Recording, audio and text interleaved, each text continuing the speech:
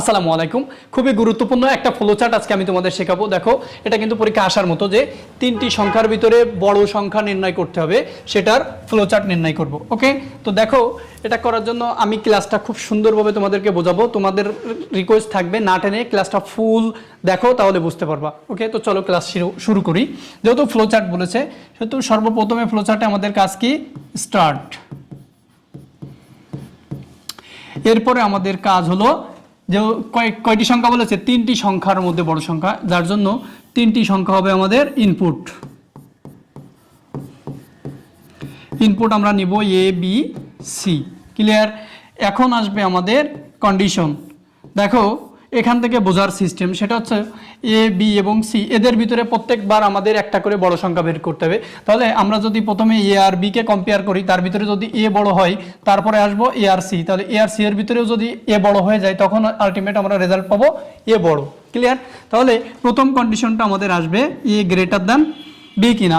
এটা যদি ইয়েস হয়, খেয়াল করো, এটা যদি ইয়েস হয় তাহলে আমরা কি করতে পারি? আর একটা কন্ডিশনের কাছে যেতে পারি। সেটা কি?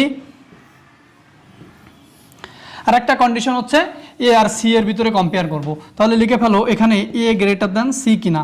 যদি এটা ইয়েস হয়, এটা যদি ইয়েস হয়, অর্থাৎ এ আর বি এর ভিতরেও যখন এ বড় এবং এ আর সি এর ভিতরেও যখন এ বড়, তখন আমরা আলটিমেট রেজাল্ট একটা পাবো না যে কে বড়? এ বড়। তাহলে এখানে আমরা প্রিন্ট করব কি? প্রিন্ট এ বিগেস্ট। দেখে আমি এখানে একটু মুছে দিই। এ বিগেস্ট নাম্বার।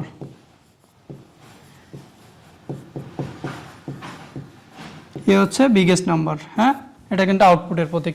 ওকে, এখন আসো এখানে, এটা যদি নো হয়ে যায় তাহলে এ আর বি এর ভিতরে যখন এ বড় হচ্ছে না, তার মানে কে বড় হচ্ছে? এখানে বি বড়। এবং এ আর সি যখন এটা নো হয়ে যাবে, তখন আসতেছে কি? এখানে কে বড়? সি বড়। তাহলে এখান থেকে একটা কন্ডিশন আমরা পাই না, এখান থেকে একটা কন্ডিশন পাবো, সেটা হচ্ছে বি এবং সি এর ভিতরে কে বড়।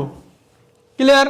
তাহলে দেখো তো, বি এবং সি এর ভিতরে যখন এটা যখন ইয়েস হবে, অর্থাৎ এটা নো মানে কে বড়? বি বড়। আর এটা ইয়েস মানে এখানে কে বড়? বি বড়। তাহলে আলটিমেট আমরা কি এখানে একটা রেজাল্ট পাবো না? কি রেজাল্ট পাবো? যে B is the biggest number, অর্থাৎ প্রিন্ট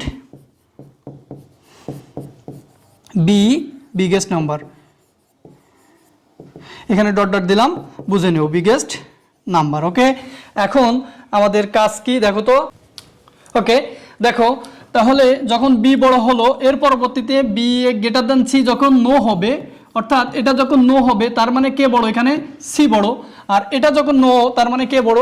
সি বড়। তাহলে আলটিমেট এই দুইটা থেকে আমরা আরেকটা রেজাল্ট পাবো না? কি রেজাল্ট পাবো? যে C is the biggest number. Print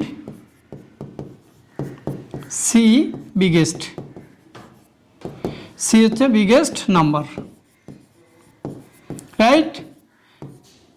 এখন দেখো তো, তিনটা রেজাল্টই আমরা পাইছি না? একবার এ বড়, একবার বি বড় এবং আরেকবার সি বড়। এখন আমার কি করতে হবে? ফ্লোচার্টটা শেষ করতে হবে। তাহলে শেষ করার সিস্টেম হচ্ছে এই তিনটা থেকে আমরা কি করব? সংযোগ প্রতীক দিব।